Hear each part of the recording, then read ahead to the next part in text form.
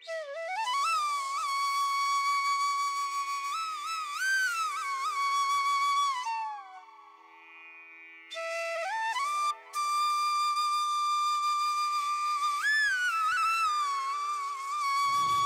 অপু, তোর আর কত কাজ বাকি রে? এই তো বাবু, আর এই দুটো গাছে জল দিলেই হয়ে যাবে, আর ওখানে একটু ময়লা আছে, ওটা ফেলে দিলেই হয়ে যাবে। দুদিন তো লাগিয়ে দিলে এইটুকু কাজ করতে, বাকি কাজগুলো যে কবে করবি কে জানে। সব করে দেবো বাবু আমি। বাড়ির বাইরের কাজটা অনেকটা ছিল তো, তাই 2 দিন লেগে গেল। ঠিক আছে ঠিক আছে, বিকেলে ওই ছোট ঘরটা পরিষ্কার করে দিবি কিন্তু। না বাবু, আজ আর হবে না, আমি কাল পরিষ্কার করে দেবো। আজ একটু তাড়াতাড়ি বাড়ি যাব। এই হলো তোর জ্বালা, আসা মাত্রই বাড়ি বাড়ি করিস, কাজটা করবি কখন? এই জন্যই তোকে দিয়ে কাজ করাতে ইচ্ছা করে না। কোথায় একটু তাড়াতাড়ি কাজগুলো করবি তা না। কেন বাবু এরকম বলছেন কেন? আমি তো সবই করে দিই যখন যা বলেন। আসলে আমার বউটার শরীরটা আজ ভালো নেই, তাই তাড়াতাড়ি বাড়ি গিয়ে একটু ওর হাতে হাতে কাজগুলো এগিয়ে দিতাম। আচ্ছা বাবা, ঠিক আছে ঠিক আছে, কাজ হয়ে গেলে আমার কাছ থেকে টাকাটা নিয়ে যাস। আর শোন, কাল একটু সকাল সকাল আসিস, অনেক কাজ আছে। যাই আমি একটু ঘরে গিয়ে বসি। হ্যাঁ বাবু, আপনি যান, গিয়ে বিশ্রাম নিন। আমার কাজ হয়ে গেলে আমি গিয়ে আপনার কাছে টাকাটা নিয়ে আসবো।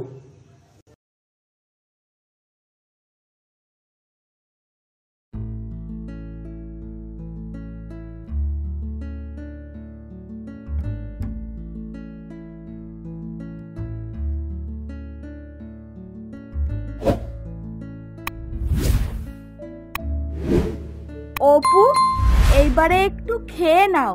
আমি চা আর রুটি তরকারি পাঠিয়ে দিচ্ছি। সেই সকাল থেকে কাজ করছো না খেয়ে। না না গিন্নিমা, আমি খাবো না, তাড়াতাড়ি কাজ সেরে বাড়ি যাব। বউটার শরীরটা ভালো নেই, 2 দিন ধরে কাজে যেতে পারছে না। আমি বাড়ি গেলে ওর একটু সুবিধা হবে। কেন, আবার কি হলো তোমার গিন্নির? ওর একটু জ্বর হয়েছে। ও, তা কি কাজ করে তোমার গিন্নি? আগে গিন্নিমা, আমার গিন্নি যখন যা পায় তখন সেই কাজই করে।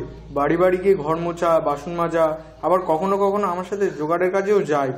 আবার তার সাথে সাথে মাঝে মাঝে লোকের বাড়ি রান্নাও করে। কিন্তু জানেন, আমার বউ ভালো রান্না করে, তবে রান্নার কাজটা খুব একটা পায় না। আচ্ছা আচ্ছা, বুঝেছি। কাজ শেষ করে খেয়ে যেও, আর পারলে নিয়েও যেও তোমার গিন্নির জন্য। আচ্ছা গিন্নিমা, বড্ড উপকার করলেন। শোনো অপু, তুমি তো বললে তোমার গিন্নি যখন যা পায় তখন তাই করে। তো একদিন তোমার সাথে ওকে এনো তো। হ্যাঁ গিন্নিমা।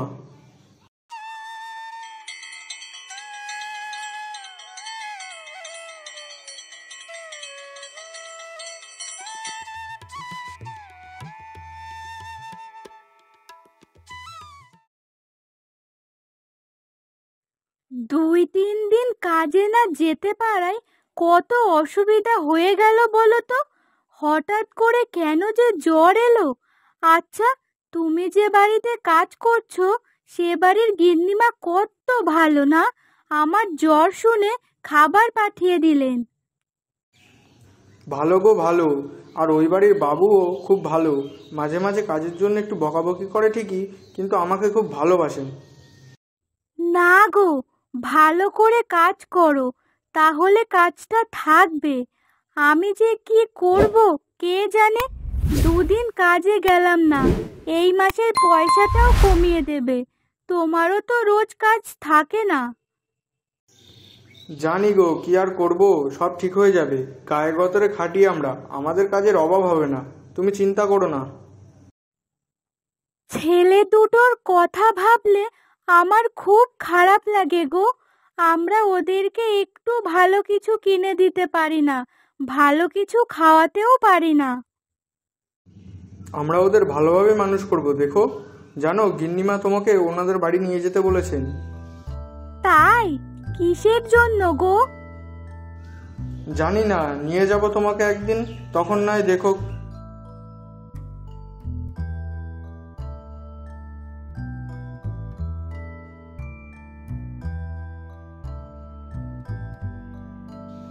ভাই জানিস, কাল আমার বাবা আমাকে একটা নতুন সাইকেল কিনে দেবে। তাই কালকে তোকে তোর বাবা সাইকেল কিনে দেবে? হ্যাঁ রে হ্যাঁ, কালই কিনে দেবে। ইস রে দাদা, আমাদের মা বাবা যদি আমাদেরকে একটা সাইকেল কিনে দিত তাহলে কতই না ভালো হতো। হ্যাঁ রে ভাই, তুই ঠিক বলেছিস। দেখি তাহলে আজ বাড়ি গিয়ে বাবাকে বলবো যে আমাকেও একটা সাইকেল কিনে দিতে। কি, তোদের বাবা তোদেরকে সাইকেল কিনে দেবে? হাসালি রে ভাই, হাসালি। তোরা হচ্ছে গরিব মানুষ, তোরা অত টাকা পাবি কোথায়? কেন রে, সাইকেলের কি অনেক দাম? হ্যাঁ রে হ্যাঁ, অনেক দাম। কিন্তু আমি ঠিক করেছি যেভাবেই হোক একটা সাইকেল কিনবো, পড়াশোনা ভালো করে করব, মায়ের সাথে কাজ করব, বাবা যা বলে শুনবো, তারপর একদিনই সাইকেল কিনবই। আরে বাহ, শুনে তো মনে হচ্ছে তুই বড় বড় প্ল্যান করছিস। পড়াশোনা করবি, কাজ করবি, তারপর সাইকেল কিনবি। ওই রকম ভাবে সাইকেল কিনতে কিনতে তোদের তো দাড়ি উঠে যাবে রে।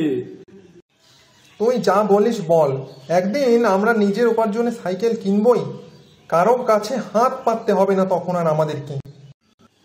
হ্যাঁ ঠিক আছে, রাগ করিস না রে, আমি তো মজাই করছিলাম।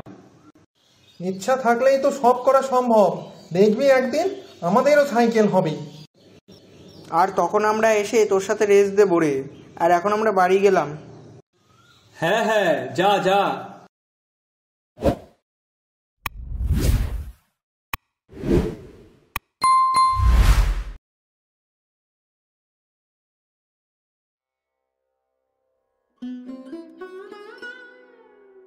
মা, বাবা, আমাদেরকে একটা সাইকেল কিনে দেবে? সাইকেল? সে তো অনেক দাম বাবু। হ্যাঁ মা, রাহুলের বাবা রাহুলকে সাইকেল কিনে দিচ্ছে। কিন্তু বাবা, ওদের তো অনেক টাকা পয়সা আছে, আমাদের তো সেরকম কিছুই নেই। তোদেরকে একটা সাইকেল কি করে কিনে দেবো বলতো? না না বাবা, তোমাদেরকে চিন্তা করতে হবে না। আমরা দুই ভাই মিলে ভাবছি যে আমরা ভালো করে পড়াশোনা করে তোমাদের মতো কাজ করে তারপর সাইকেল কিনবো। শোনো গিন্নি, তোমার দুই ছেলের কথা শোনো।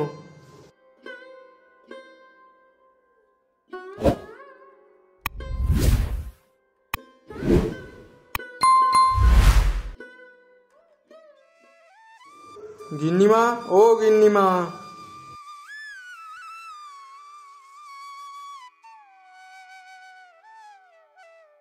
আরে অপু, তুমি এসেছো? এ কি তোমার বউ? হ্যাঁ গিন্নিমা, আপনি বলেছিলেন ওকে আনতে, তাই আর কি। খুব ভালো করেছো ওকে এনে। কাল তোমার বইয়ের জন্য কয়েকটা শাড়ি বার করে রেখেছিলাম, ভালোই হলো, আজকে দিয়ে দেব। তা কি নাম তোমার? আজ্ঞে ফুলি। বেশ বেশ, আচ্ছা তোমার বাবুর ঘরে যাও তো একবার। উনি কি বললেন, আলমারিটা নাকি রং করাবেন। আমি ততক্ষণে তোমার বউয়ের সাথে দুটো কথা বলে নিই। আচ্ছা, আমি তাহলে যাই বাবুর ঘরে। চলো গো, রান্নাঘরে যাই। হাতে হাতে কাজটা একটু এগিয়ে দেবে। আমার আবার কাজের বউটা আসেনি আজকে। শুনেছি তুমি খুব ভালো রান্না করো নাকি। ওই আর কি একটু চেষ্টা করি। চলুন গিন্নিমা। হ্যাঁ হ্যাঁ, চলো। তোমার নামটা তো বেশ সুন্দর, ফুলি। খুব মিষ্টি নাম।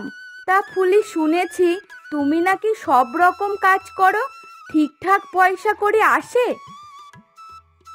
ওই আসে আর কি, যখন যা পাই তাই করি। কখনো কখনো ওর হয়ে জোগানের কাজও করি।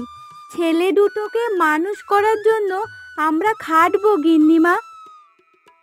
বুঝলাম, তোমার দুই ছেলে কি স্কুলে পড়ে? হ্যাঁ, কিনা পড়াশোনাও করে, স্কুলেও যায়। আর আমার ননদ আছে ওই বাড়িতে, সেই আমার দুই ছেলেকে দেখে যখন আমরা কাজে বেরাই। ওদের ছাড়া থাকতে তোমার খারাপ লাগে না? খারাপ তো লাগে গিন্নিমা, কিন্তু কি করব বলুন।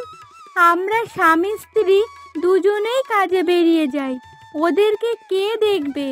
পড়াশোনা কিভাবে হবে, তাই ওদেরকে আমি আমার ননদের কাছে রেখে দিয়েই তাই যাই।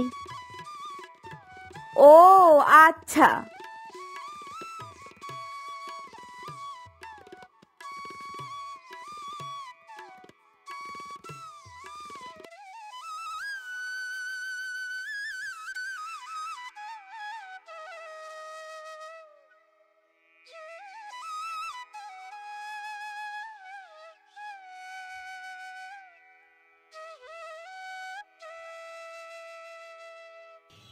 অপু, আরে অপু, কোথায় রে? বাইরে আয়।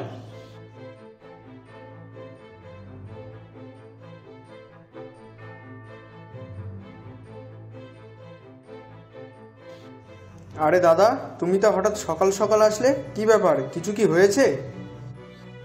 কিছু হয়েছে মানে? তুই কি কিছু বুঝতে পারছিস না, নাকি না বোঝার ভান করছিস? এই মাসে বাড়ি ভাড়ার টাকাটা কে দেবে শুনি? দাদা, তোমাকে বলতে আমি ভুলে গেছিলাম, এই মাসের ভাড়াটা দিতে আমার কিছুদিন সময় লাগবে। কি? ওইসব সময় টময় আমি দিতে পারবো না। আমার এখনই ভাড়া চাই। এক্ষুনি দিতে পারলে দে, না হলে বাড়ি ছেড়ে চলে যা। দাদা, আমাকে 2 দিন সময় দিন, আমি এর মধ্যে ঠিক তোমার টাকাটা জোগাড় করে দিয়ে দেবো। আর কি করেই বা বাড়িটা ছেড়ে দেবো, আমার 2 বাচ্চা ছেলে আছে। তাতে আমার কি? আমি ওসব কিছু দেখতে যাব না। টাকা দিতে পারলে দে, না হলে বাড়ি ছেড়ে চলে যা। আমার আজ বিকেলের মধ্যেই টাকা চাই। সময় করে যদি দিয়ে আসতে পারিস তাহলে ভালো, আর না হলে এই বাড়ি থেকে বেরিয়ে যাবি।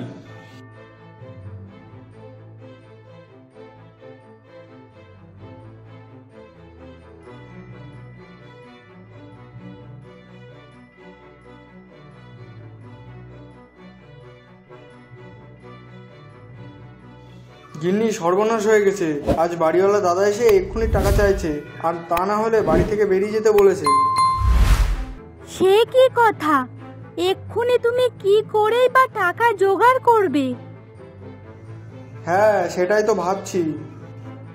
এক কাজ করো, চলো জমিদার বাড়িতে চলো, জমিদারকে বলে দেখি। হ্যাঁ হ্যাঁ, চলো চলো।